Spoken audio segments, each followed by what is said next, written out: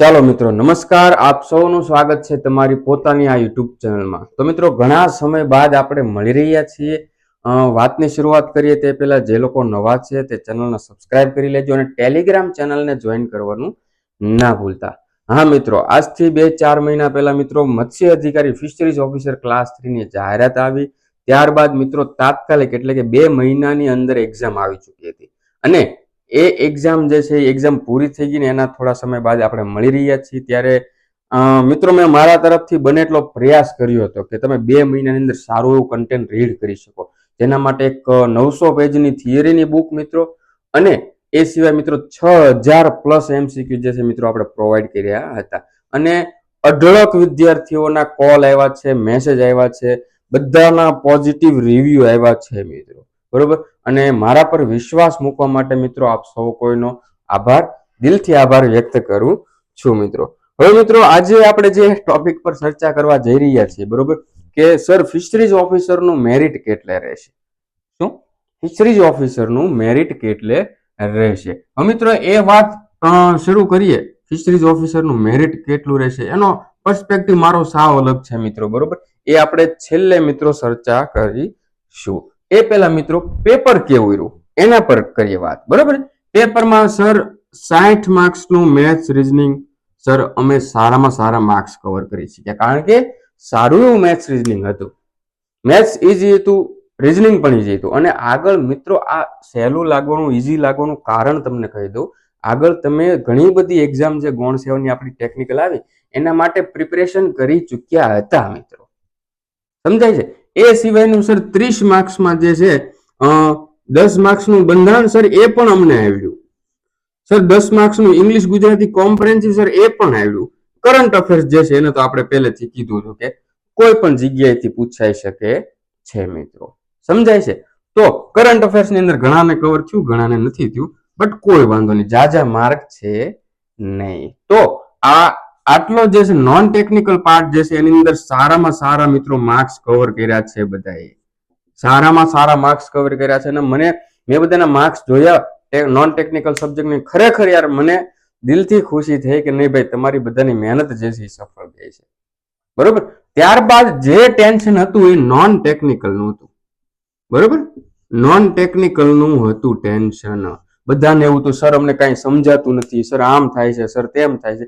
ત્યારે મેં કીધું હતું જે રીડિંગ કરે એને ટેન્શન થાય, જે નથી કરતા એને ન થાય. અને તમે હું બધા માટે આ ફિલ્ડ જે છે એ થોડું નવું હતું ફિશરીઝનું. જુવાળા માઇક્રો વાળા ફિશરીઝમાં જેમણે બેચલર કર્યું છે એમના માટે ઈઝી હતું. બરોબર છે?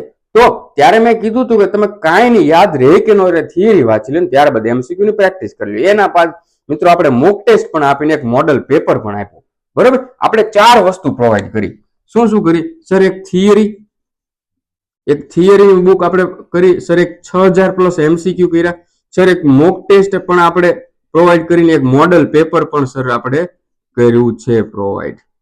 આ 4 વસ્તુ મને ખબર હતી મિત્રો કે આટલી વસ્તુ કરશો પછી જ તમે મિત્રો આ સબ્જેક્ટની અંદર માર્ક ખેંચો. માત્ર થિયરી વાંચીને જાશો તો 50% વસ્તુ એવું બની શકે કે પ્રેક્ટિસ ના થાય અને ઘણા પ્રશ્નો ચૂકાઈ જાય. MCQ ની પ્રેક્ટિસ કરો પછી મિત્રો તમે એમાં થોડા એ સબ્જેક્ટની અંદર મેચ્યોર બનો.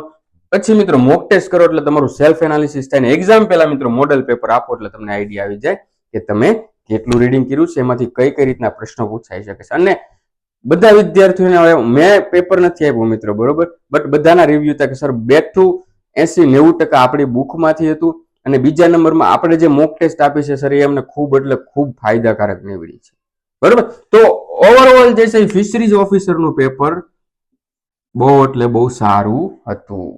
જો ઈઝી, મોડરેટ અને હાર્ડ આ ત્રણેય કેટેગરીમાંથી મૂકી તો મિત્રો ઈઝી હતું એવું આપણે કહી શકીએ છીએ. મોડરેટ પણ નહીં, ઈઝી હતું એમ. બરોબર, હાર્ડ તો હતું જ નહીં. એટલે તો પ્રશ્ન મિત્રો એ થાય કે સર આ બધી વસ્તુ તો બરોબર છે, તો આ બધાને પેપર ઈઝી ગયું છે તો મેરિટ કેટલા અટકશે? ચાલો મિત્રો હવે આપણે એ મુદ્દા પર આપણે વાત કરવા જઈએ. બરોબર, તો સર મેરિટ કેટલા અટકશે? શું પ્રશ્ન છે? મેરિટ કેટલાએ અટકશે? તો સૌથી પહેલા તો મિત્રો હવે જુઓ, આમાં કોઈ પણ વ્યક્તિનું પ્રિડિક્શન જે છે સાચું જ પડે એવું નક્કી હોતું નથી.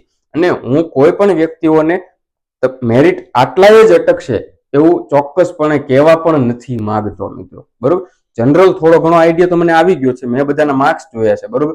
એટલે થોડો ઘણો તો આઈડિયા આવી જ ગયો છે કે કેટલાની આજુબાજુ મેરિટ જે છે અટકી શકે છે, બરોબર. બટ હું કોઈ પણ પ્રેડિક્શન નથી કરવા માંગતો મિત્રો, કારણ કે આમાંથી અત્યારે વિવાદો થાય છે બહુ બધા. ચારે કોન્સ્ટેબલમાં કેટલા બધા વિવાદ, કોક કે આમ થાય, કોક કે આમ થાય. પછી ભાઈ જે થાય. હવે એક વસ્તુ, બેઝિક વસ્તુ મિત્રો હું તમને કહી દઉં, આટલું યાદ રાખજો કે તમારા 100+ માર્ક્સ છે. કેટલા? 100+ માર્ક્સ છે. તો શું સર? તો તમારું ડીવી માં, ડોક્યુમેન્ટ વેરિફિકેશનમાં નામ આવી શકે છે. એટલે 100+ જેટલાને પણ છે એટલા મિત્રો નિરાશ ના થતા. 100+ તમારે માર્ક્સ છે મિત્રો, તો તમારું ડીવી, ડોક્યુમેન્ટ વેરિફિકેશન ની અંદર નામ આવવાની પૂરેપૂરી શક્યતા છે. જનરલ કહી દઉં મિત્રો, તો મને હાલ અત્યાર સુધીની વાત કરું છું, હજી પૂરો સમય બધાના માર્ક્સ પણ મારી પાસે નથી આવ્યો, બટ અત્યારે જેટલા પણ માર્ક્સ મારી પાસે આવ્યા છે એ પ્રમાણે મિત્રો કરું તો 120+ મિત્રો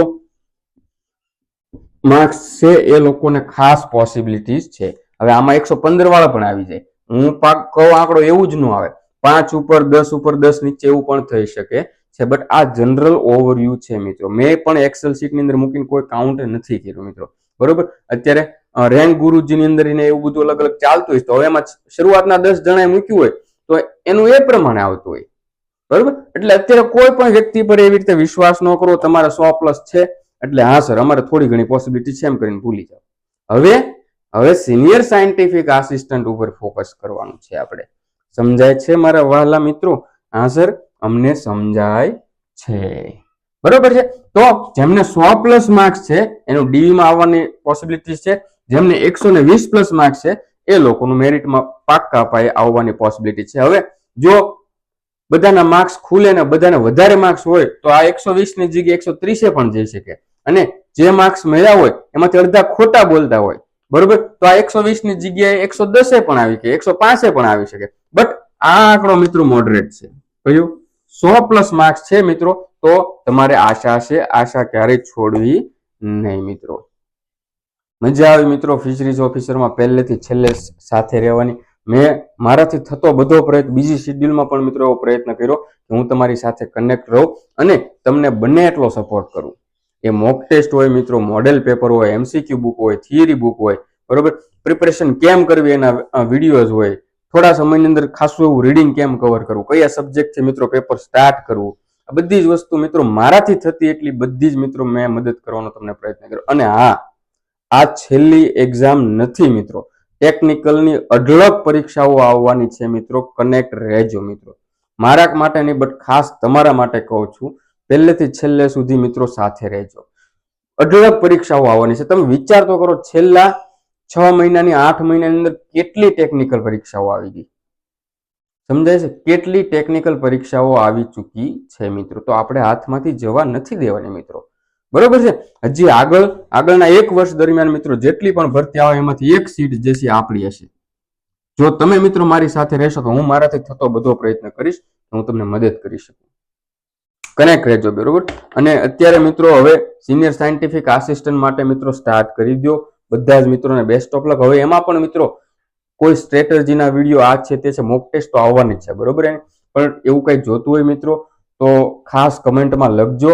અને બીજા નંબરમાં જે લોકોને મિત્રો સિનિયર સાયન્ટિફિક આસિસ્ટન્ટની એક્ઝામ નથી, બરોબર, એ લોકોને હાલ બીજી બધી પણ એક્ઝામ છે, લેબોરેટરી આસિસ્ટન્ટ છે, એક્સરે ટેકનિશિયન છે, બરોબર, કંઈક એ સિવાય કંઈક પ્રયોગશાળા મદદનીશ, એ બધું નામ તો હરખું જ થાય પણ ખબર નહીં કેમ મૂક્યું, આવી બધી છે. અને જેને કાંઈ ન હોય મિત્રો, એ પાર્ટ એ જે છે મિત્રો એનું મેથ્સ, રીઝનિંગ, બંધારણ, આટલી વસ્તુની પ્રિપેરેશન કરવાનું ચાલુ કરી દો. કોઈ પણ એક્ઝામ આવે તો આપણી પાસે આ બોક્સ 60 માર્કનું 90 માર્કનું કમ્પ્લીટ હોવું જોઈએ મિત્રો. આપણે કાંઈ પણ વસ્તુ હાથમાંથી જવા દેવાની થતી નથી મિત્રો. સમજાય છે? ઓકે, ચાલો મિત્રો, તો વધારે આજ કંઈ ના કહેતા આજ માટે આટલું. જય હિન્દ, જય ભારત.